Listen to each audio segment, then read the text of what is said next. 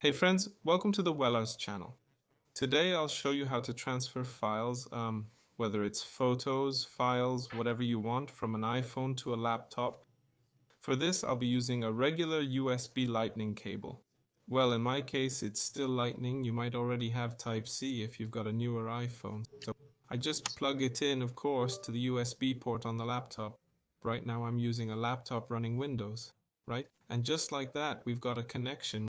We go into the storage and we see there's nothing here. Well, at the same time, a permission request pops up on the phone. We allow it, enter the passcode there, and after entering the passcode, we go to this PC, iPhone, then internal storage. And here you'll have folders that are organized by date. Each folder is for each day when you took a photo or recorded a video. So you see, for example, I have here March 4th, 2023. Well, I'll open it. And I looked again, turns out it's the month of each year.